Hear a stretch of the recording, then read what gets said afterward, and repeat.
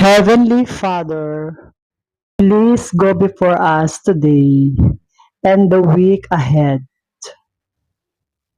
Help us to soar like eagles and to rise above any storms or problems we may encounter. Help us to remember to wait on you so you can renew our strength. Help us to release the things we can control into your hands and to live in the fullness of your blessings and joy today and always. We ask these things in the mighty name of Jesus. Amen.